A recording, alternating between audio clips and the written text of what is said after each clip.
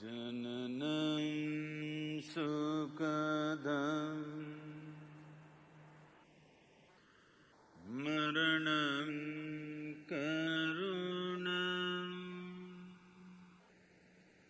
milanam maduram smaranam karunam alavashadiha sakalam karunam samayadipate akilam karunam.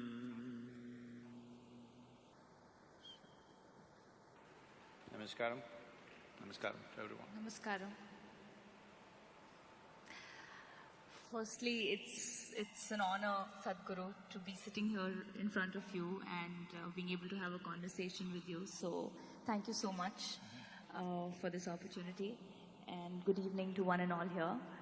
I have to admit that this is the first time I feel stage fear. I've never been camera conscious. I've never had stage fear, even in school. But I was just hoping that I don't get over-mesmerized and just don't forget the things that I have in my... I'll be looking away. Yes, please. and the questions that I have in my mind. So, shall we begin? That's fine. So, I was told that my topic or what we talk about is mission life today. And when I think of life, the first thing that comes to my mind is that life begins right in the womb of the mother, right? And each one of us takes birth in different kind of families, some poor, some very rich families. And they say that it's your past life that determines that. So what is that? What is your view on past life? And is it possible for every person to kind of get to know what their past was? No.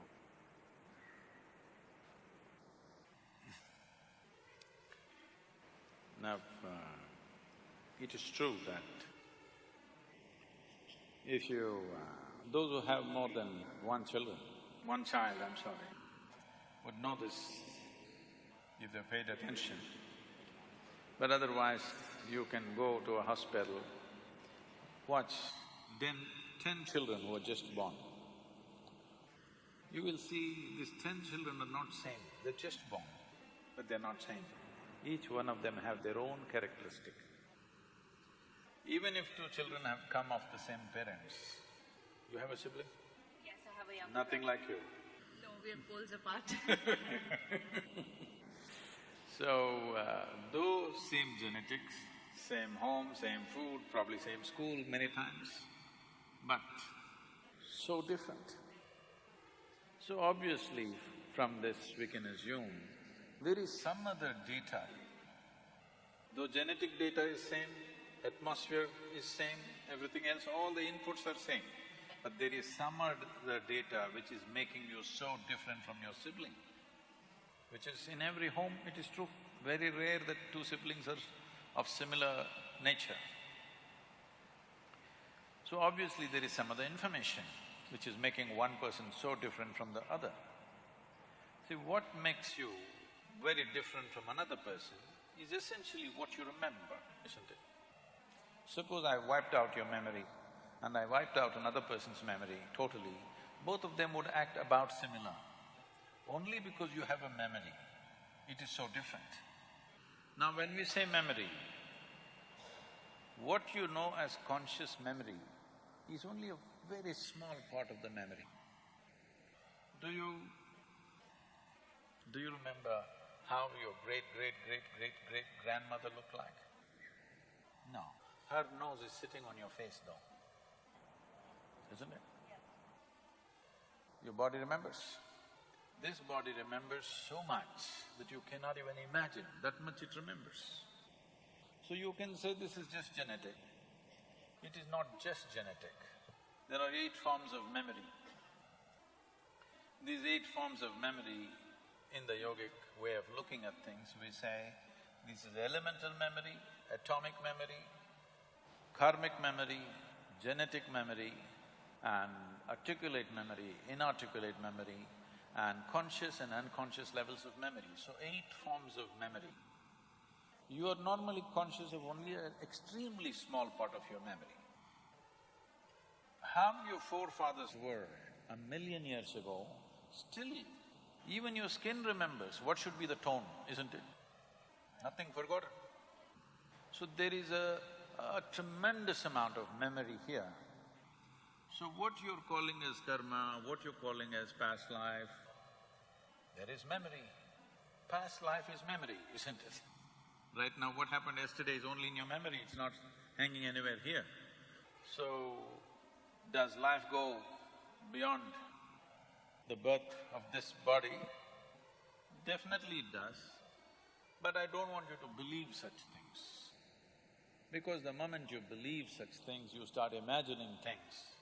This is gone crazy, particularly in United States. Anybody who says, if they like this person, oh, maybe our past life.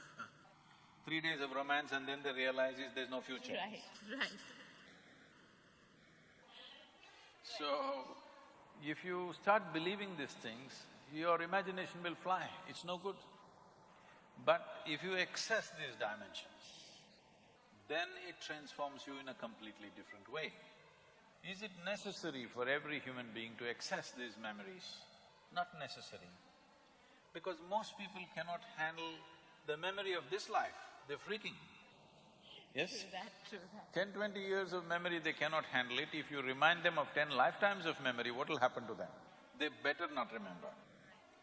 Anyway, a whole lot of things are being done in the… all imported from United States largely, about past life regressions and this and that. These are just psychological processes. With psychological process, if you go to a certain level, essentially you're going into analyzing yourself.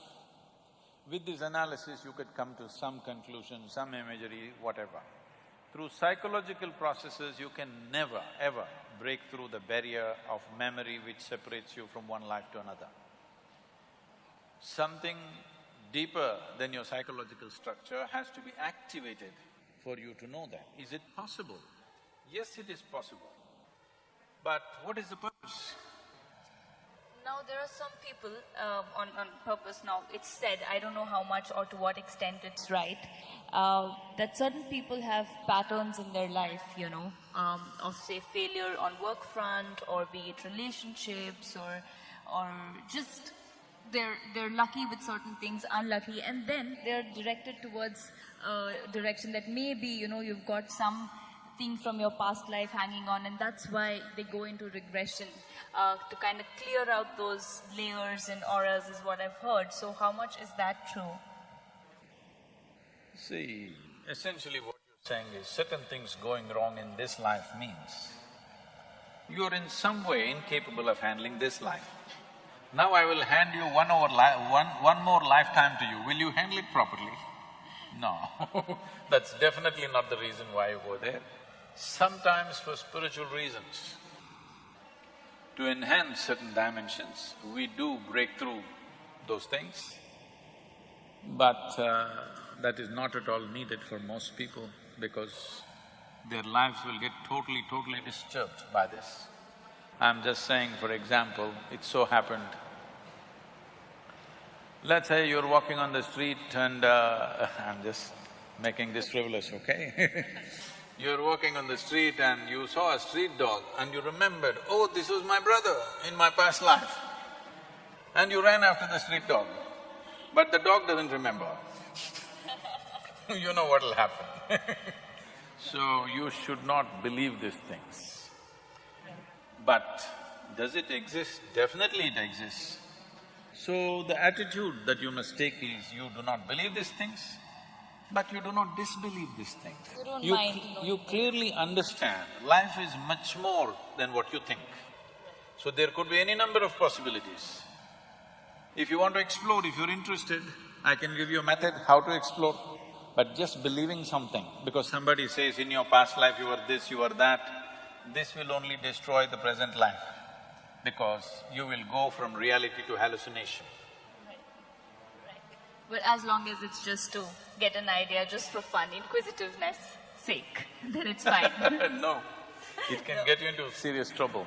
Right. But then you do agree that there are soul connections, like the souls remain the same around. I mean, that's what I've heard, that people say that your family or your near and dear ones… Which one are you talking about, the right one or the left one? The souls? Yeah. Well, both. They were together in the past life. So I'm talking about both So together. you already found your soulmate, huh? Right. I think only in my slippers I found my soulmate. So does that happen? Like they say that your friends or your families or, from your past lives to now, they remain the same, or the souls around you are the same, or maybe in form of your friends.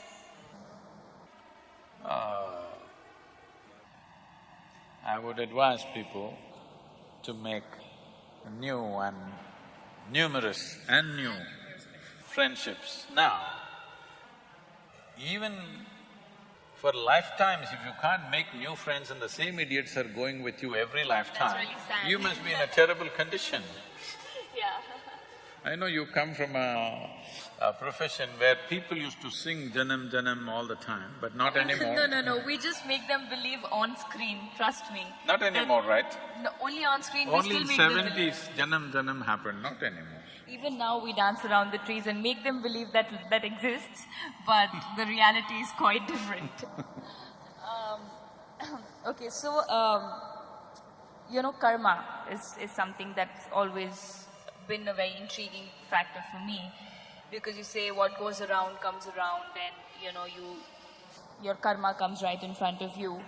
Still, I always feel that in a country like ours, there is so much that people get away with, in terms of corruption, in terms of crime, or power takes over. Where does karma come in? Is karma limited to only poor people, and it doesn't apply for the rich or the powerful? See, this is a very, unfortunately, a simplistic representation. You're suffering, so it's your karma. I think if somebody is suffering, to tell him, it's your karma, so you're suffering, is not some great insight into karmic substance of that person. It's just that you lack humanity. You're going through something painful, I say, oh, it's your karma. This is lack of humanity, not some insight into life or such. Let's understand what is karma. See, the way you understand, the way you perceive, experience, understand anything that comes your way depends on the past memory that you have. For example, what kind of music do you like? Anything that's soothing to the ears. Heavy metal? Not at all soothing to the ears. Okay. So you want some soothing music. So if we play heavy metal music for you, and this music can be only played at full volume, anything less than that it doesn't work. So if we play heavy metal music for you at full volume, you will have a nervous breakdown. But there is some young people there, same sound. In one person's ears, it becomes music. For another person, it's noise. So, how you recognize a particular sound, this is your karma. This is why in this country we told you, when we say karma, we did not say that you need to be punished. You're suffering, you're being punished. This is not the karma aspect. Karma means action. We are performing 4 dimensions of action right now as you sit here. Physical action is happening, mental action is happening, they're saying you're very brainy. They're putting pressure on me. Emotional action is happening, energy action is happening. These 4 dimensions of activity, today, from the moment you woke up till this moment, how much of these 4 karmas are you conscious? I guess the physical karma, because your physical action and the mental action. To what extent? are you conscious? Don't calculate, I'm telling you, it's well below 1%. I'm sure. So, when only 1% of your activity is conscious, your life is accidental, that's what it means. Let's say you drive on the street. You drive for 10 minutes. On the Visakhapatnam streets, they're not too bad. Roads are good and traffic is better than most of the places. In this city, you drive for 10 minutes and for only 1% of the time you keep your eyes open, rest of the time you drive with your eyes closed. It's accident, not accidental. No, sometimes people are compassionate, they may make way for you. So, it's not accidental, it's an accident, it's going to be a crash. Yes. So that is what is happening with life. This is why so much stress, so much fear, because largely it is happening unconsciously. What you're doing, what your body is doing, what your energies are doing, what your thought is doing, emotion is doing, very small speck people are conscious of, rest is unconscious. If you increase the size of what is conscious, suddenly it feels like everything is in your hands. If you can consciously conduct your body in every way, 15 to 20% of your life and destiny will be in your hands. If you can consciously conduct the thought process, 40 to 50%, along with thought, emotion also, if you conduct it consciously, anywhere between 40 to 70% of your life and destiny will be in your hands. If you can conduct your very life energies consciously, 100% of your life and destiny will happen the way you want it. If you become available to a dimension of intelligence within you, which is beyond you, which is… we call it chitta, you can call it grace, you can call it whatever. If you become available to grace, you not only are in charge of your life and your destiny, you can also take charge of the life and destiny of 1,000,000 people around you. This is available to a human being. Will a human being explore these dimensions, or do they want to just eat, sleep, reproduce and die one day? It's up to them. But no matter who you are, what kind of work you do, how much money you have, what you do, you can try to forget it, but mortality is hanging in your face, isn't it? Most people don't get it unless a doctor gives them a terrible diagnosis or they get very old. But isn't it true, as you inhale and exhale, if the next inhalation doesn't come in, you're gone, poof. So fragile this life is. At the same time, it's so sturdy, how many things a man can do.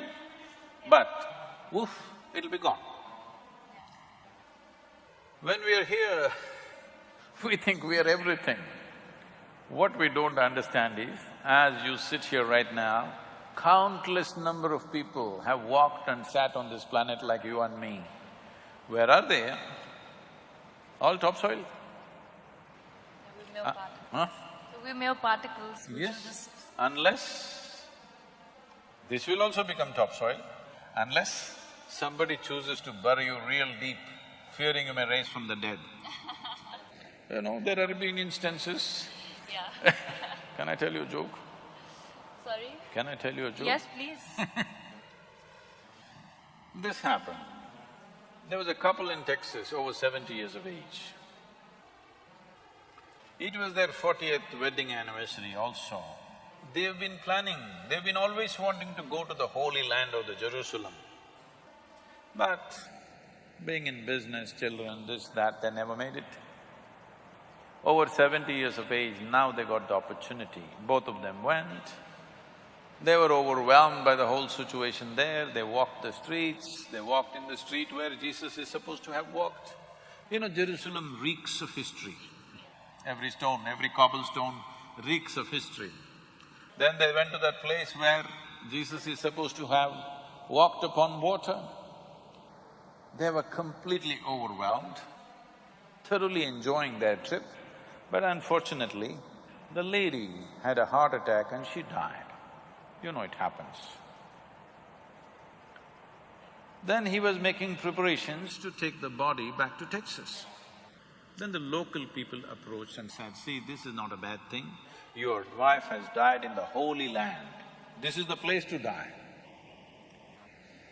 So there is no need to go to Texas, and above all, it costs you $18,000 to transport your wife's body to Texas. We will do it here. $18,000 plus local charges there. So for you, a special price because you are from Texas, $20,000, we'll do everything. The man thought about it and said, no, I will take her to Texas. They said, no, no, no, you are under stress, you know. Please don't torture the child, whoever.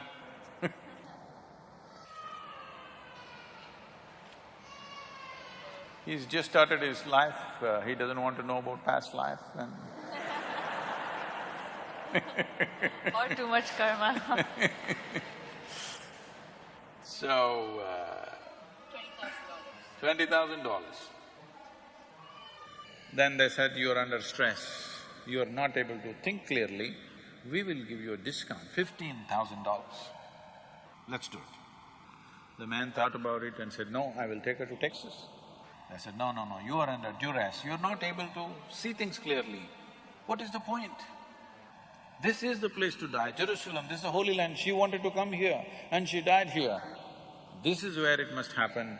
You are under deep stress, so because of your distress and suffering, we will give you a super discount, $10,000, let's do it. You know, this is Jerusalem, you can bargain. Yeah.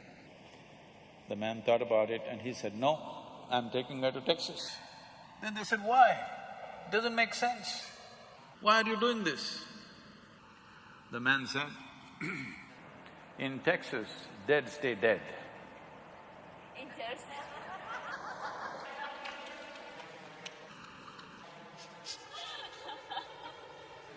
Well, he didn't want to risk it.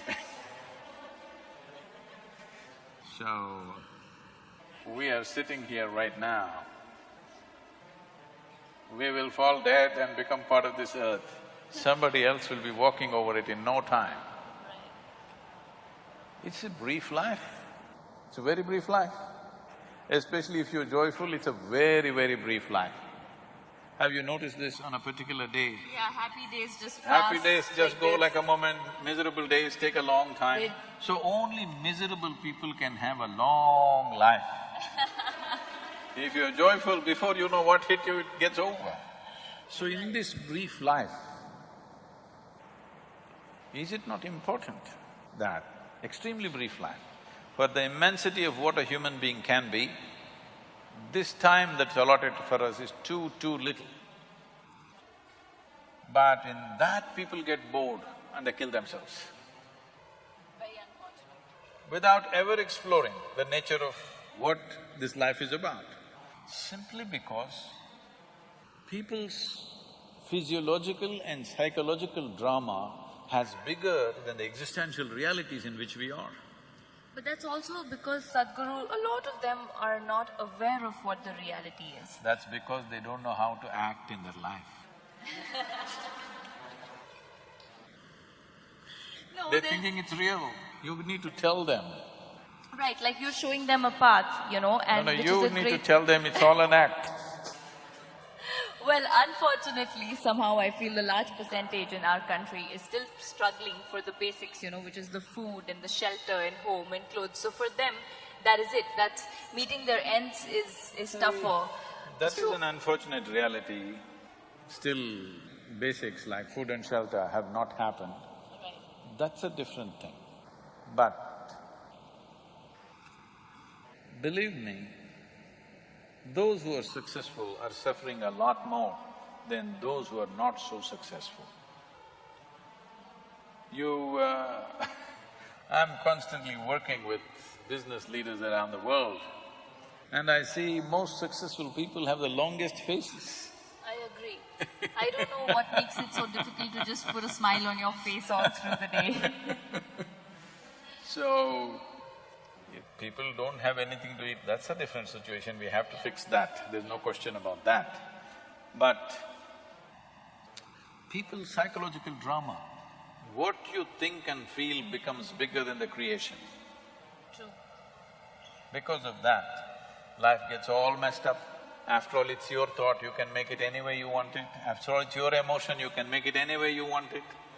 But that freedom and that awareness is not there simply because less than 1% of it is conscious. Rest is all in reaction to something else. So now you said, most of it is we're not conscious about the actions. And coming back to my question where my main point was, what if it's a consciously bad karma that a person does, say a murderer or somebody who commits crimes, or there's so much happening in our country today. Now, where does karma fall in place? Because my question was, in at least our country, it's not like the Middle East where people are highly punished. There's a lot that you can get away with. Because a lot of times, just the way they're living itself is a punishment. So, we don't think we have to punish them further. No, but there are quite a lot. I mean, we all know that, there are people who get away with a lot of things, and very unfortunate that it is. But is it somewhere that we are not able to handle things properly in our country and we blame it on karma? See, it's not just in this country, everywhere it is there. Here we have over 10,000 years of culture and history, so we have learned many more tricks. We have learned many more tricks as to how to do these things. Essentially, karma means action. As I said, 4 dimensions of action. In the physical world, action naturally has a consequence. It is not like somebody is sitting up there and they're going to punish you for this or that. You said if a consciously negative karma… See, what is negative and positive is not in the action, it is in the volition, it's in the intention. I'm sorry to take such an example, but you come from an army setup, your family is there. Armed forces means we have built armed forces mainly so that if somebody bothers us, to kill them. Nothing wrong with that, you get a medal for that. Because we're doing it for a cause that we believe is sacred for us. But we must understand somebody else unfortunately believes their cause is also sacred. So don't take karma there, because there are many people who believe what they're doing is God's own work and they're willing to die for it. But it's against us, so we don't like it. Well, we didn't start the problem, that's our argument. That is at the level of political, social situations, yes. But now you're talking about an inner situation. An inner situation is only by intention. Intention is fixed, everybody thinks what they're doing is great. If you and me were 2 different countries, I'm fighting for my country, you're fighting for your country. Our intentions are right. So… Right. Now coming to intention, like you say that your thought is something that when you give it out to the universe, like the law of attraction, the ask… You've been reading all these American books. I've read inner engineering as well, but so it just makes me curious about these things.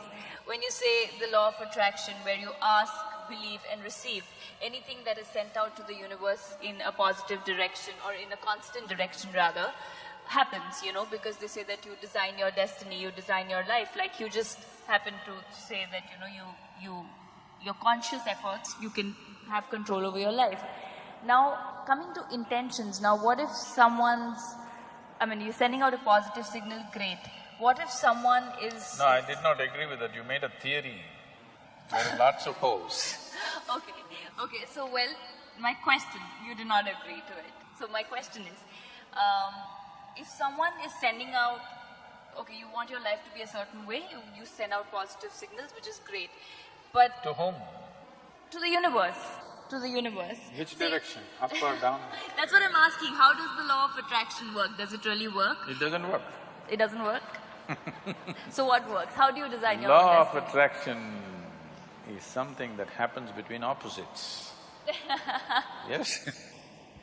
Whether two magnets or Male two and opposites, female. male and female or whichever way, law of attraction is always between opposites, isn't it? From North Pole to South Pole to this and that, it is working like that. Right. Now you're talking about the universe. So that means you are an alien to this universe? Part of the universe. If it's part of the universe, what is there to be attracted about? Well, why do they say that you can design your own destiny? You can determine your destiny, you should. That's what being human means. Right. See, if you had come here like any other creature on this planet, they have compulsive cycles. They live by that, it's okay for them, because that's all they're capable of. Once you have come as a human being, everything that you can do, actually if you look at your life, you're not doing anything very greatly different from what the other creatures are doing. They are born, you grow up, they grow up, they reproduce, you reproduce, they die, you die. Nothing very different. But these same simple things, we can conduct them consciously. That is the significant thing about being human. The moment you conduct it, let's say you conduct your hand consciously, now this hand will do what you want, isn't it? You won't simply sit here and do like this. Now this hand will do what you want. Suppose you conduct your thought consciously, now your thought will do what you want. If your thought was doing what you want, how would you keep yourself blissful or miserable? Blissful. Yeah, If you're blissful, would you go in search of happiness? of course. Huh? No, if you're blissful, you're just If you're satisfied with blissful, would your life be in pursuit of happiness, I'm asking? it. You'll be in a state of… Yes, you're blissful. So these things that people think are the greatest things in their life, to be peaceful, joyful, nonsense, wouldn't mean a thing to you, because you're blissful. But you can't say that to them, they'll feel insulted. You have to… You have to play the tunes.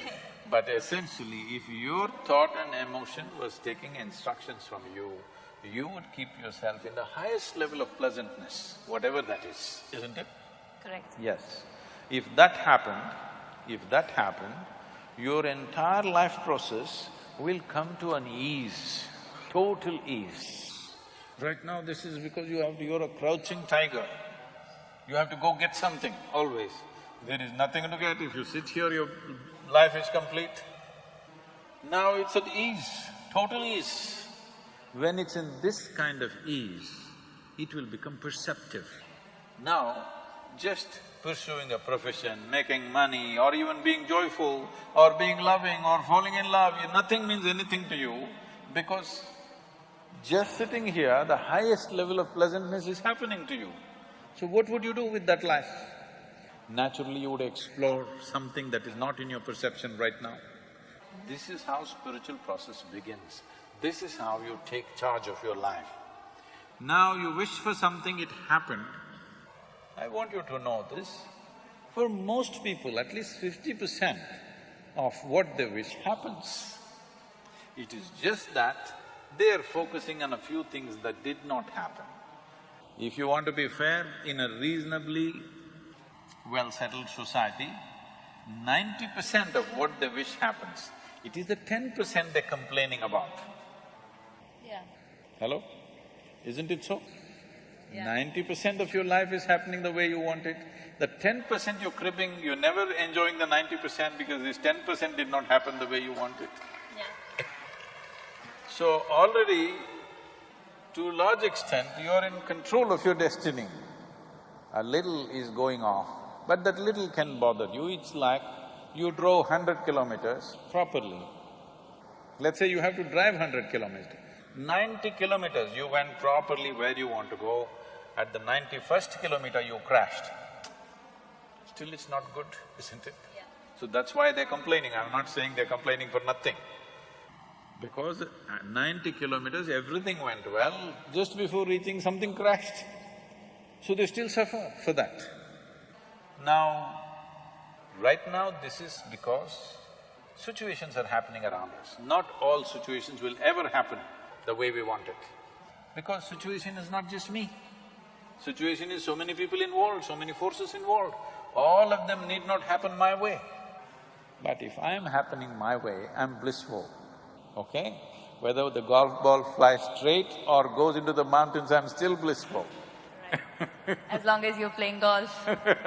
Even if I'm not playing. Right.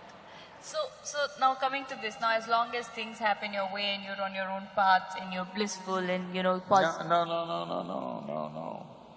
I'm not saying as long as things happen your way, you will be blissful. If you're blissful, it doesn't matter which way it happens. Right. Whichever way it happens, you're blissful. Right. See, this is essentially, the world has put cart before the horse. You tell me, it is easier to take charge of yourself or it's easier to take charge of all these people? It's tougher to take charge of yourself, Oh, you can take charge of these people, try. No, because people… No, because why I'm saying that is because people don't realize that they need to take charge of themselves and are out there to take charge of societies and communities and people and trying to change others. No, right now, you're sitting here. To myself. Is it easier to take charge of yourself or take charge of all these people? Myself. Yourself. You must first do that, no? What is simple and easy? If you take charge of yourself, let us see how much we can get cooperation from these people. Now, when you say you're in pursuit of happiness, what this means is, you want all of them to function the way you want. Then you will be happy. No, when you say, if this happens, I will be happy, if that happens, I will be happy, what it means is, the world should function, the universe should respond your way. That's not what I'm saying. No, I don't believe in that because that's trying to put conditionality into everything that, this is how it should function according to me. What I was saying was that, say, okay, for example, a very basic example of somebody wants to be an actor or somebody wants to be a cricketer, and I'm taking a very basic example of what you want to do in life. And you work… Let's say it did not happen. It did not happen means what? People did not like your acting or the selectors did not like your cricket, something happened. Right. So what you want did not happen. Can you still sit here blissfully? That's a question. Not a lot of people. That is why I'm saying, what you're trying to do is, when you say everybody should like what I'm doing, in some way you have to take charge of their minds, that's what you're doing. In some way, through your cinema or whatever, in some way you're taking charge of their mind and doing what appeals to them, and that's why it's working, isn't it? Otherwise it won't be working. Right. So, which is easier, taking charge of this or taking charge of them? This. If you take charge of this, now you are not in pursuit of your happiness, you are not tense about anything, there is no, sword hanging on your head, you will do everything to the fullest, to the hilt, because you don't care what happens. Whatever happens, you will be still fine, this much you know. Now you will naturally do everything wonderfully well because there's absolutely no concern, because you're not a vested interest anymore. You will do what is needed without any effort. So, what somebody thinks is a great circus and a feat, you will do it joyfully, playfully. So, well, you just completely negated the fact that there's no law of attraction. There is nothing No, like that. there is. I'm sure a lot of people are attracted to you. Not that law of attraction of the universe gives you what you want. But anyways, No, where is the universe, I'm asking? right here, we are a part of the universe. When Adi Yogi was asked by the 7 sages who are today known as the Saptarishis, they asked, where does the universe begin? Where does it end? How big is it? What is it? So he laughed and said, I can pack your entire cosmos into your mustard seed. That's a very efficient packing, isn't it? Very, very. So, because what you think is time and space, is because of the nature of your mind. What is there, if you transcend the limitations of your own logical mind, what is there is here, what is here is there, what is then is now, what is now is then. Everything, time and space gets all mixed up in your perception. Right. So, when this happens, now you won't be talking to the universe. Those who are not on talking terms with their neighbors talk to the universe. Right. Now, say, in today's competitive world, or where people really think that you need to there's cutthroat competition and you're working towards it, and then there's negativity, and say if someone is, for example, I'll take an example of myself. I believe in completely just working towards your goal and being positive about it and not looking around on what's happening or what people are doing. So my question is that there's a certain positive energy that you are surrounded with. Does negative energy really affect a positive energy? Like, people talk about evil eye or drishti, that in our Indian culture is so much, which I don't believe in personally, but you hear from your relatives or people around that if you've done a good job, there's drishti, you should come and do this puja, and there are rituals that are followed. So can a negative energy harm a positive energy? See, instead of looking at this as positive energy and negative energy, the same energy can function positively or negatively. What is, if something works favorably for me, I say it's positive. If it works as a detriment, I say it's negative. But it is not essentially negative or positive. It may be, what is darkness for you is light for a whole lot of creatures on this planet, isn't it? Electricity is right now doing positive things to us, so if you stick your finger into it, it does something else to you. It is still positive as far as you touch the positive only, not the negative. So, what it does is simply dependent upon variety of things, the way it arranges itself. So, is there something like you are surrounded by some negativity which affects your body, mind, energy, everything? Yes, there is. This is something, just 3-4 days ago, they were giving me the studies they have done. In our yoga center, we have a rejuvenation center. We have what is called as Klesha Nashana Kriya. Sorry, what is it called? Klesha Nashana Kriya, that means a kriya which destroys impurities. To put it simply, few of them knew what to do, maybe previous generation knew, gradually they just started doing like this. But if you observe a person and do it in the right way, it does certain things, so we have a whole scientific process. How to do this, just the same thing. See, today let's say you're very exhausted or rejuvenates you. Yes, rejuvenates you in some sense. So this is a water wash. Similarly, we can do wind wash, we can do fire wash, we can do substance wash, like with grains and other things we can do. So what this is like a fire wash, but it needs to be done in a certain way. Water can touch our body, water can touch our skin, there's no problem. Fire cannot touch your skin, it needs to be done in a certain way. They give me this study report which is amazing. There is a record of children who have come with this ADD and this kind of problems. 21 Klesha Nashanas, they're completely free of medication and fine. No medicine, no any kind of treatment, nothing. Just fire wash 21 times in 21 days and they come out clean and no medication, nothing, they're fine after that. There are any number of records. I was just looking at this 4 days ago and it's amazing. But this, all our grandmothers wanted to do, they did not just do.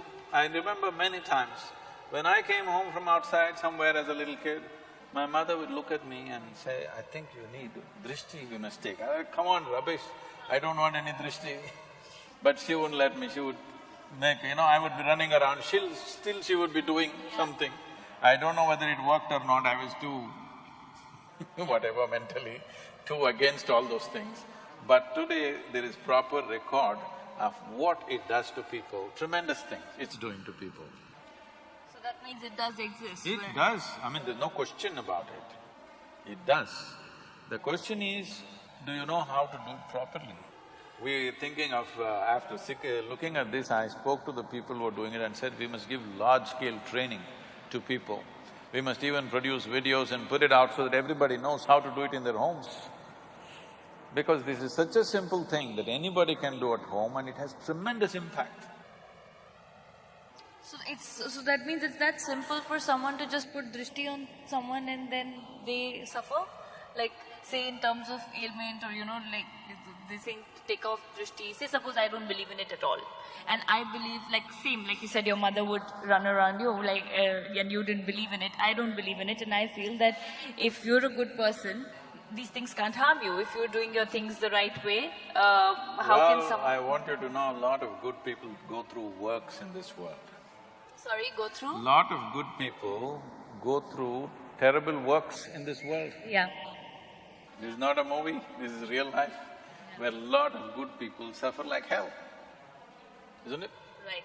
This brings to the first thing, that means good things don't always happen to good people. Oh, not at all. Because… Unfortunate. I must tell you this. A lady was driving in Minnesota. She had a flat tire. And she got out. She had never handled a flat tire. Have you ever? No. No? No. Once when my driver was with me, so I was okay. So, she had never handled it. She was in a party clothes with high heels. She struggled, she put the jack lifted. She was terrified because she had parked in front of a mental asylum and there were all kinds of strange sounds coming from inside. So with great nervousness, she somehow took out the wheel, unbolted, took out the wheel, then she got the heavy, the spare tire, she got it out of the car with great difficulty carrying. She had put the 4 nuts in a hubcap. These days there are no hubcaps, there used to be hubcaps.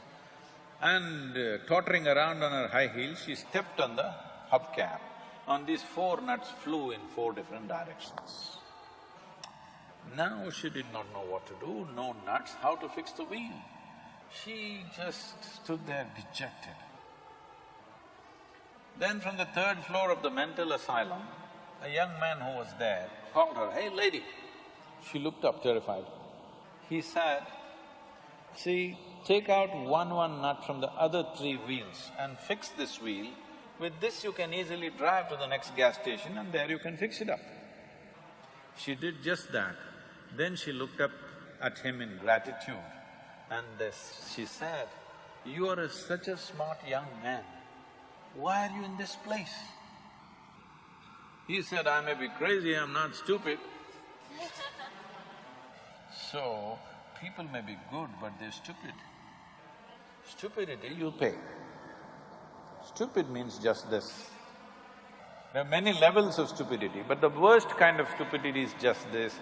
Your own thought and your own emotion doesn't take instructions from you. Tell me, it's your choice. You can either label yourself crazy or stupid. Your own thought. See, if it so happens, my hand starts slapping me. Somebody comes to do something to me, I can take care of it. If my hand starts slapping me, what is the solution? Nothing, you're just crazy. Yes, you get slapped all the time. So most of the time, this is all that's happening to people, is their own thought and their own emotion that's freaking them all the time. Who else is poking you? Right. When was the last time somebody poked you with a dagger? Hello? When was the last time? Nobody ever poked you. Huh? She's saying no, even if you're in politics, nobody poked you. But you are busy poking yourself all the time. So, it's up to you to choose the label. You're either stupid or crazy. None. Would want to choose none. Okay. So, my next question is about astrology. As to… All this time you're talking about taking charge of your destiny. No, that's what I want to know. That does it really I mean, how, to what percent is it actually relevant? Is it true? Can people really tell your future? Because I am somebody, if somebody says, you can't do this, and I really want to do that, I'm like, hell yeah, I'm going to change it and I'm going to be able to do it, whether it's my work or my workspace or whatever. So how much of astrology is true? How much of people can predict your future? Is it true that we are born with, a certain life that people predict? You have a horoscope? I do, which I've never read, but they say a lot of things.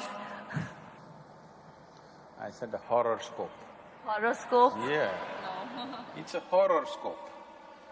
Because if it's already written what you could do and could not do, your life is a horror. Isn't There's it? no excitement in life then. It's not about excitement, there's no potential. It's already written. You're not a potential life. You're a past life. We could have just framed the horoscope and bury you. Right. Instead of framing your picture after you die, we can frame the horoscope and bury you today. What is the problem? It's anyway the same thing. Because once you're past, it is just that which people remember about you, either it's written or in their minds, like a story. So there's no science to it. We'll come to that. There is some. See, every object, especially if it's a large object like a planet or a star, it is exuding its own reverberation. Right now, this vessel is exuding its own reverberation, believe me. It is.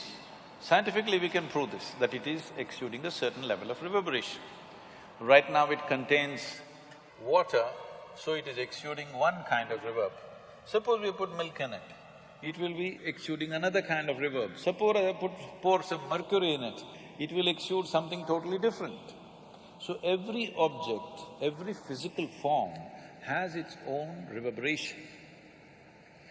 Now, if I don't have an established way of being, now this vessel could slowly influence me. To such an extent, many people, they touch a vessel and after that they can't keep it down. Don't literally take a vessel. Many objects, they touch it and after that they can't keep it down, isn't it? Because without the reverberation of that, they cannot exist in many ways. So when this is the case, a planet could have its own reverberation. Now, it is up to me whether this vessel will determine my destiny or I will decide the destiny of this vessel is up to me.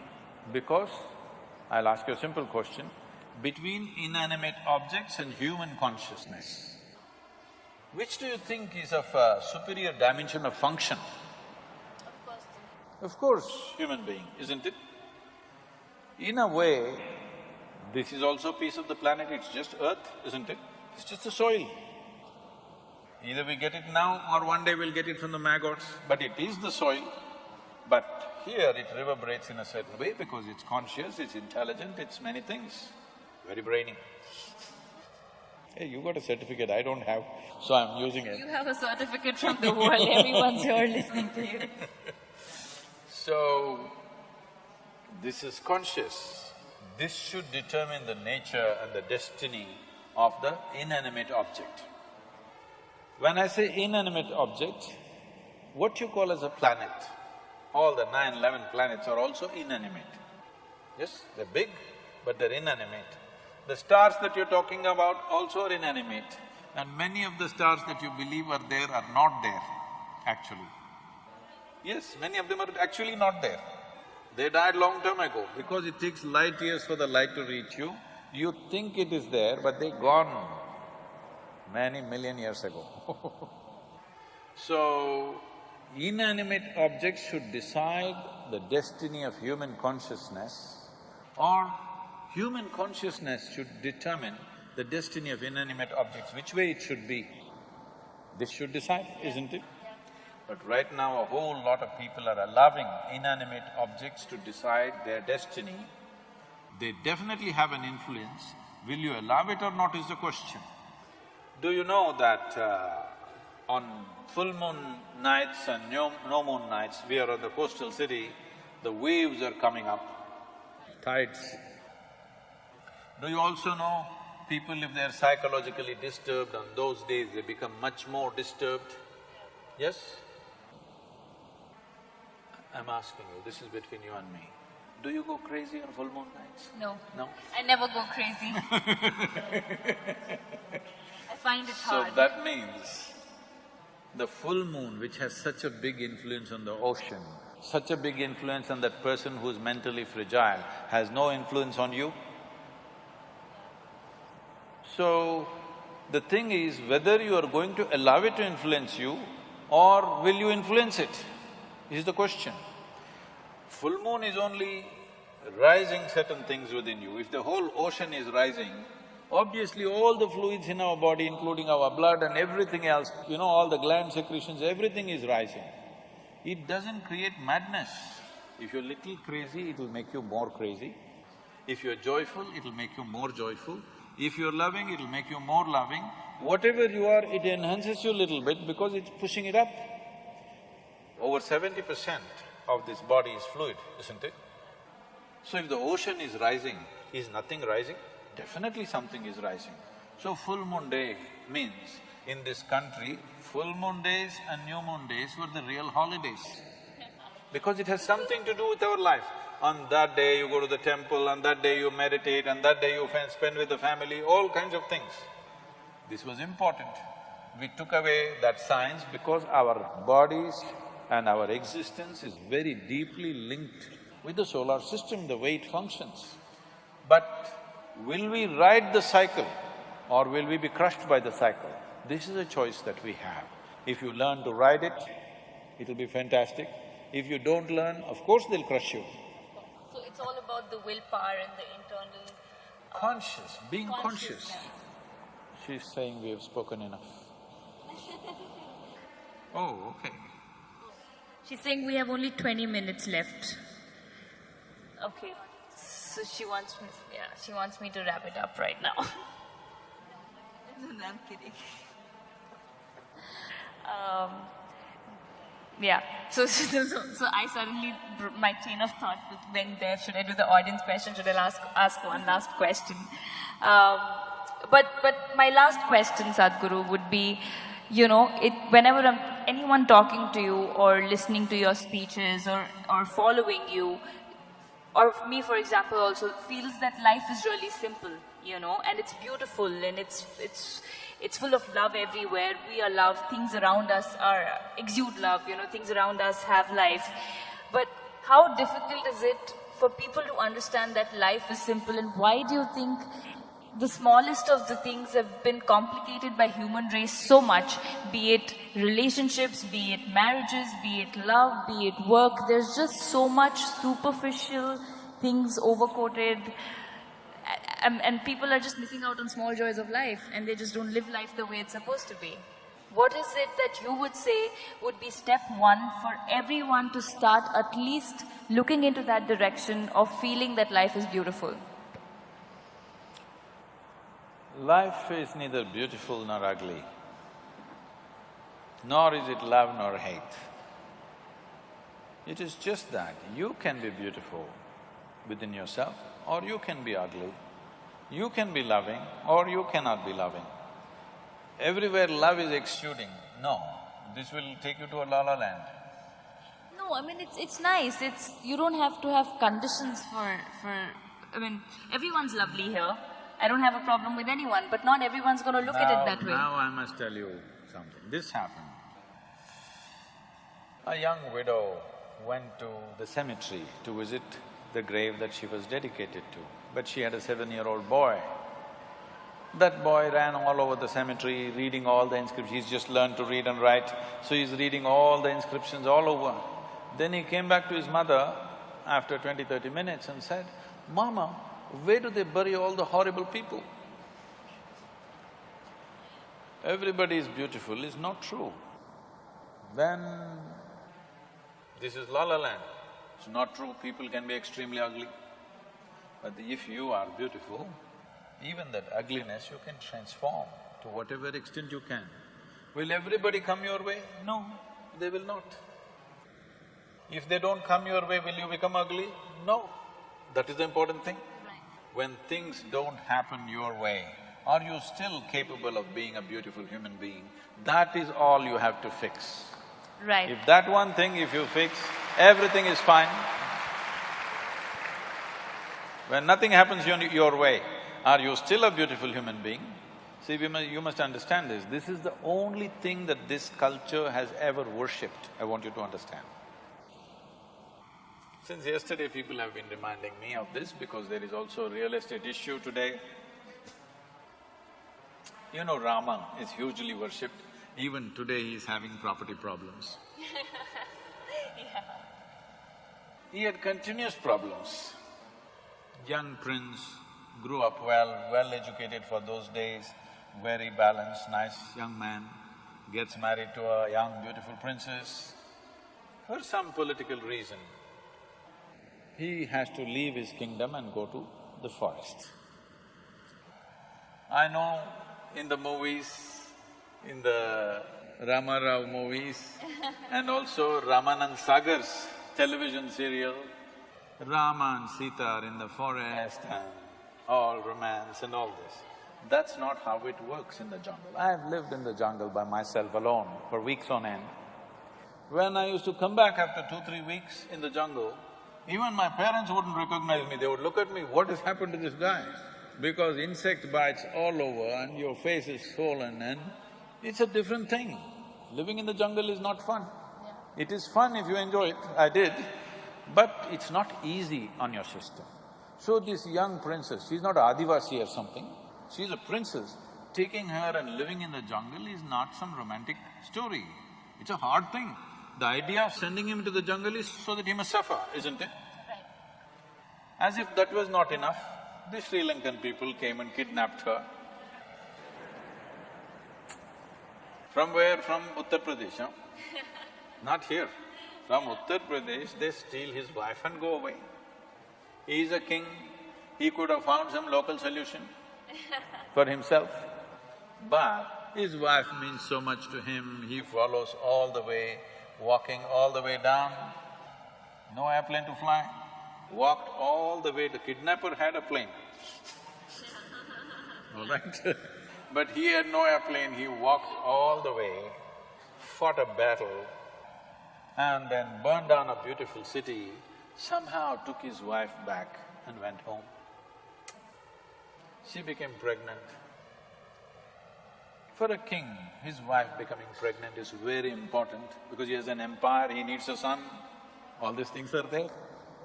But at that time again some political issue happens, then he has to send his wife away to the jungle.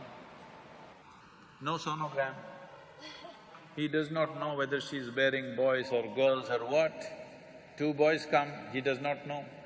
Then he fights a battle with those 2 boys without knowing they are his sons. For most human beings in their life, if anything truly horrible has to happen, knowingly or unknowingly they kill their own children. That is the worst thing that can happen to them, isn't it? He almost did it. Not knowing, he almost killed both his boys. And then his dear wife, obviously she's dear to him, otherwise he wouldn't have followed all the way down. His dear wife dies in the jungle and he never sees her in his life. This is not a success story, isn't it? But even in recent times, during the independence freedom struggle, Mahatma Gandhi went on referring to Ramaraj. Because in this culture, one of the best administrations ever has been Rama's administration, how he administered his nation. So, when all this extreme drama was happening in his life, worst kind of drama is happening, this guy never married again. He lived alone, he almost killed his own children, complete disastrous life. but he remained balanced and did his administration and whatever work he has to do with such balance and efficiency that after 5,000–6,000 years, when we talk about a ideal nation, we say Ramarajya. Right. So, the essential thing is this, whatever the drama, however bad it is, every deal is bad. What happened in his life, if one of those things happened to most people, they'll crack up. One of those things, serial disaster. But he is doing everything to the best of his ability that he can do in the given moment and fulfilling his duties, whatever he has to do. So it is that freedom that he has from his drama that's happening around him, absolutely free. This is mukti. As he is alive, is Jivan Mukti, as he is alive, he is free. It is that freedom that we are bowing down to, not his being a king or a god or whatever, because the man remained free of the extreme drama that was continuously happening around him.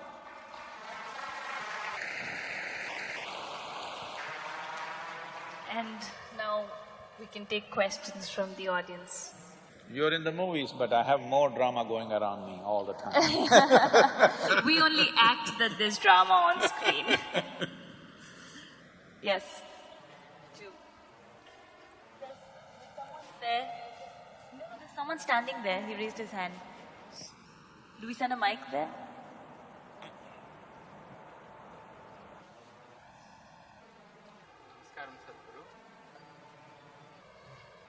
Namaskaram, Sadhguru.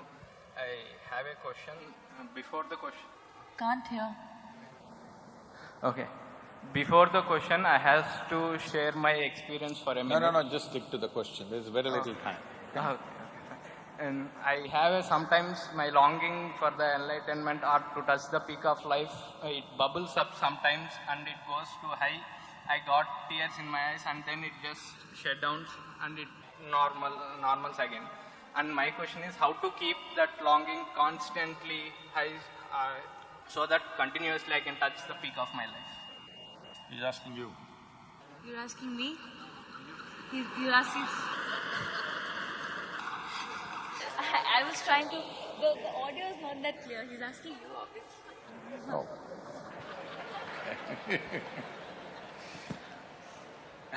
Please. So, see, every human being, even if you take those human beings who you think are the most miserable sort, even they have their moments of joy, otherwise they wouldn't be alive. Yes or no? There's not a single moment of joy in their life, they would have taken their life long time ago. There is joy, but they're also manufacturing misery. So this is something you must understand. People think love, joy, ecstasy are happening to them. Once you make this mistake, you also start thinking, misery, frustration, anxiety, depression is happening to you. No, you are doing it to yourself. You can do either joy to yourself or misery to yourself, agony to yourself or ecstasy to yourself. If you want to know how to do what you want with this, do you agree with me? I'm speaking technically today because if I speak poetry, it will be misunderstood. If you speak philosophy, it'll go all over the place. Technicality, technology is something that you cannot distort, at least. Do you agree with me that this human mechanism is the most sophisticated mechanism on this planet? Huh? Do you? Not your new iPhone? No. This eye is far more sophisticated than anything. I'm asking you, have you read the user's manual, sir? No, you're an accidental user. If you're an accidental user, how will it work? By accident it'll work. Once in a way, tears of ecstasy came. Next moment depression came. Obviously you're accidental, isn't it? From ecstasy, if you at least came down to bliss, all right, some slow down, we can gas it up. From ecstasy to misery means what? You're accidental. Your joys are accidental, your misery is accidental. When over 99% of everything that you're doing right now, the four dimensions of karma are accidental, how will you ever sustain anything? There is nobody here who do not know joy. Their only problem is it's not sustainable, isn't it? So if I teach you a simple method with which you can create a chemistry of blissfulness, are you ready? Once in how many days will you do it? Hello? He doesn't know. It's okay, I know once in how many days he will do it.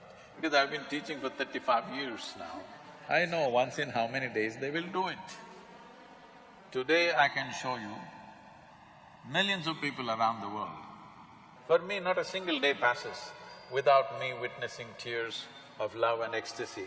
Somebody around me will be shedding tears of love and ecstasy, wherever I go, whichever part of the world. The first time I went to Moscow, when I get down at the airport, a bunch of people are standing there with all tears. I said, when did this happen to the Russians? I never came here. Said, no, Sadhguru, we've been watching your videos and they don't understand English. Some Russian guy that we don't know is translating and putting it on, okay? And they're all standing there at the airport crying. Why I'm saying this is not some magic. This is a little bit of engineering yourself. One man's magic is another man's engineering. If 500 years ago, if I flew, you would think I'm a magician, isn't it? Today you say I'm a pilot. Yes or no? So similarly, somebody being miserable, somebody being ecstatic is not by fortune and misfortune. Somebody is handling this right, somebody is not handling it right, that's about it. I'm here, alive, still going around doing things. This is the time to learn and make it happen for yourself, that you learn to engineer this the way you want it. If you like misery, I have no issue. I won't seek your company, that's all. If you like misery, I will not deny to you, I'm not telling you everybody must be ecstatic, be whatever you want. If that's what you want, that's what you should be. But you want to be in pleasant states, but you're in unpleasant states, you better fix yourself, isn't it? Other question there. Can we have a mic sent there, please? Oh, Mystic One, what is your take on time travel?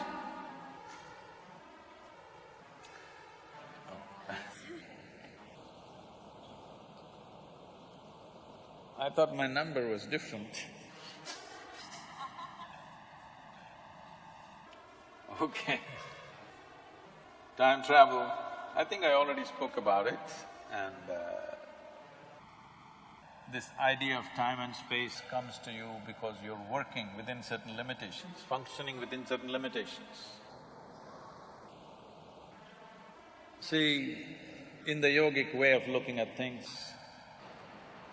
generally, how modern physics also is moving towards this direction at a very top level, but generally the textbooks physics that you read in the high school says because there is distance, because there is space, it takes certain amount of time to get there, isn't this how you understand?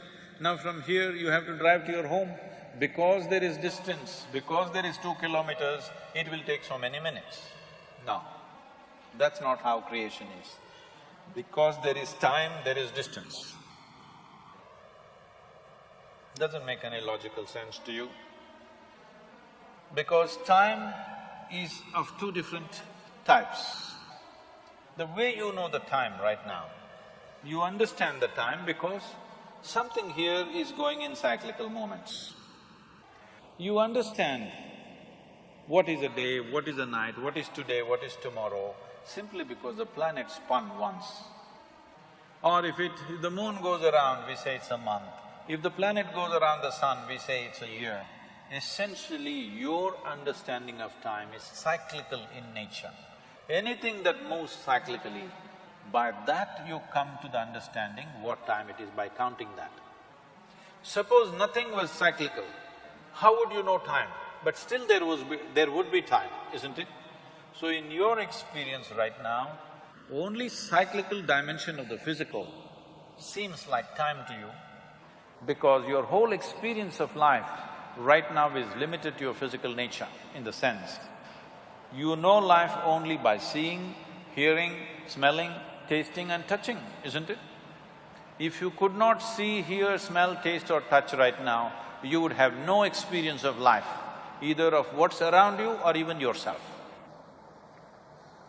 It happens to you when you fall asleep that you are not seeing, you're not hearing, you're not smelling, you're not tasting, you're not touching. Neither the world exists nor you exist. But if you transcend that limitation, that you do not see, hear, smell and taste, but you're still there, if this happens to you, you would understand what I'm telling you, that time is first. Because there is time, there is space. So what happens, the time that you know due to the cyclical movements is called kala in India. Kala. The Hindi people cut everything into kal. It's kala or kalam. So what is kala? Also means darkness. Space is always dark, isn't it? We're using the same word to represent both time and space because space is born out of time. And you understand time only because of the cyclical nature. But if you know time, which is beyond cyclical movements of whatever, physical entities, then we say you know Mahakala, a greater time which is not of cyclical nature. So if you touch this dimension called Mahakal or Mahakala, in Tamil we are Mahakalam, if you touch that dimension, then there is no time for you. It's not that you travel in time, there's simply no time for you. There's no such thing as time for you. Everything is here and now. Any other questions? I think. We have… This is the last question, get this lady, one of the girls too. Okay. Who do we take? You pick. It's up to you. Hello, Sadhguru. Hello, where? Oh, somebody. Here, this, straight to you. Oh, there, right there. So, good evening. Are you? Right side, Sadhguru. There. Standing. Third row Okay. from the One bottom. with Okay. You just have to wave your hand, then we will figure out. I did We raise got my it. hand. No, that's fine. Yeah. All right.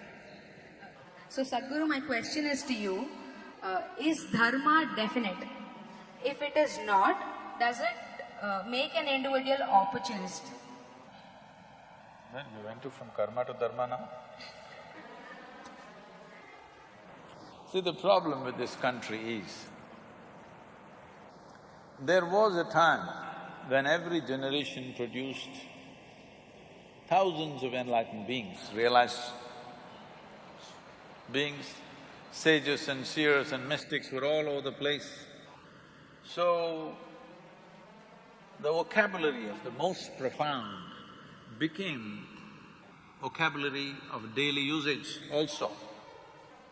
Because of this, people are always throwing these words around, mukti, moksha, prarabdha, karma, dharma, this one, that one, everything, without understanding the full depth of what they're uttering. Simply, loosely it is being thrown around.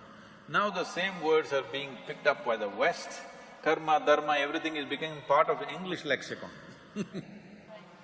So, when we say dharma, we are talking about…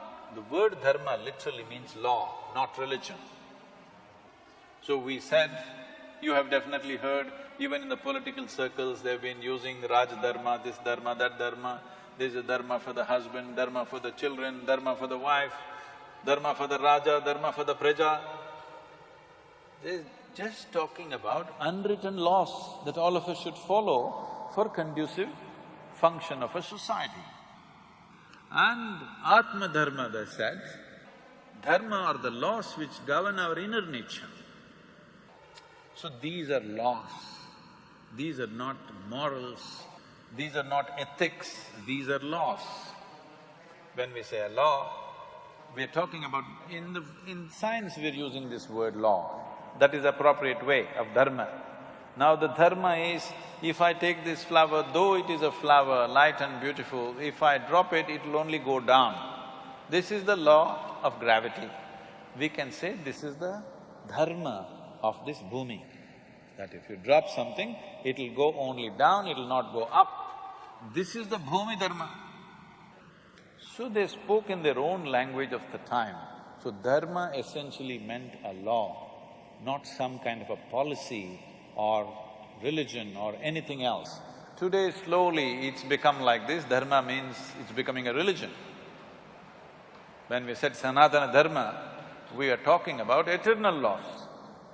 If you say eternal law, obviously these are laws not about physical nature, but about inner nature. So the laws that govern our inner nature are eternal laws. It can't be yours or mine, it is the nature of the universe. It is the nature of the life that is here. It is not that it belongs to any one community or the other, it is the very nature of life and existence. So, if you are in tune with the laws, you will fly. If you are not in tune with the laws, you will get stuck. A simple thing. Right now, this is being taught to everybody in the management schools, everywhere, in the homes also, you must make your mark in the world. Then the planet will be all dented by the time you leave. With the kind of population we have, for sure. Yes. You must leave your footprint and go. You must understand those who leave footprints shall never fly in their life. This is the law. We'll leave it here.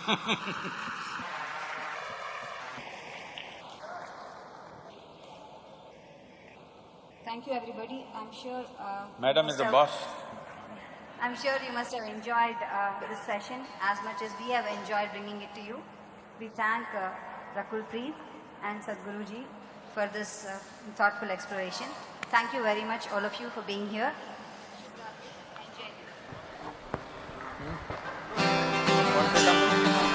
Want to say something?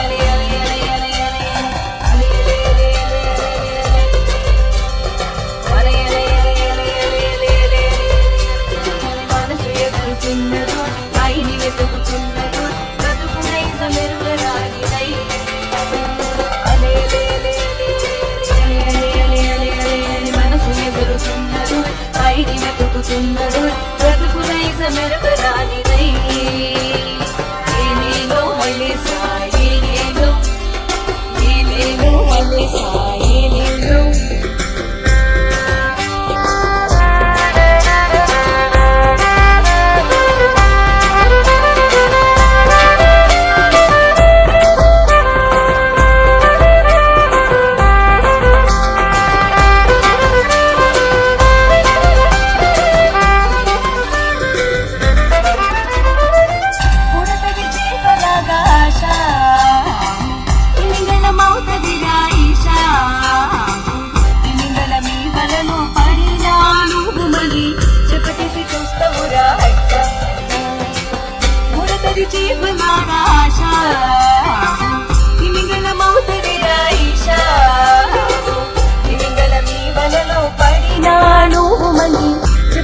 చూస్తావురా